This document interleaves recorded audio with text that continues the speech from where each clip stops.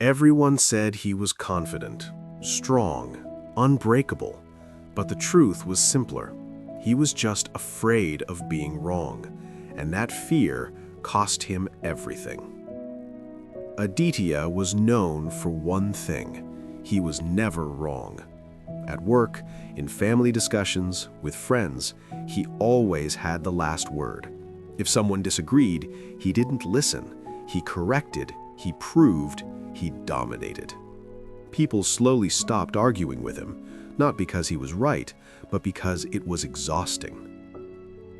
At the office, Aditya was intelligent, but difficult.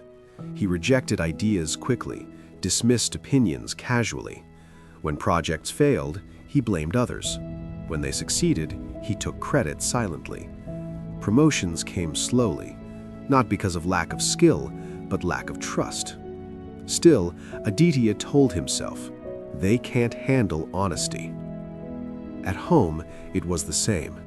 His wife stopped sharing her thoughts. His brother stopped calling. His parents spoke carefully around him. One evening, his wife said quietly, "I don't feel safe talking to you anymore." Aditya laughed. "You're too sensitive," he said. That night, she cried alone. He slept peacefully.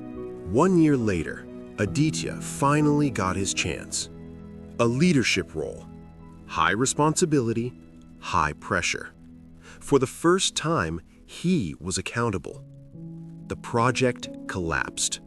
Deadlines missed, team disengaged, trust broken. In the meeting, silence filled the room. His manager said calmly, "You don't fail because you lack talent. You fail because no one wants to stand with you."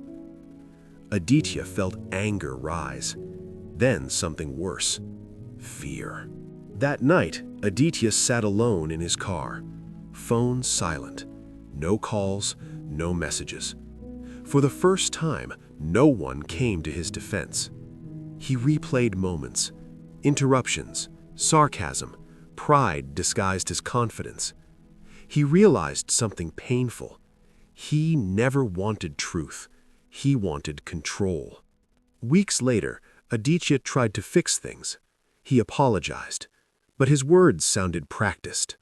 People nodded politely, but distance remained. His wife had already learned silence.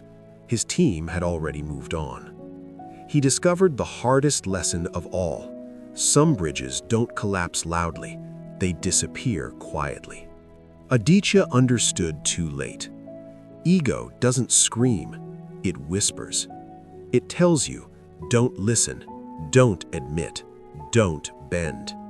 Until one day, you stand tall, alone.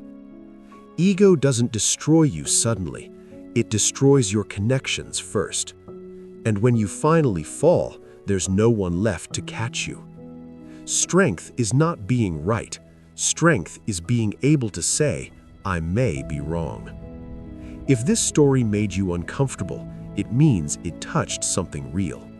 Subscribe to Mindful Momentum for stories that don't motivate your ego, but confront it.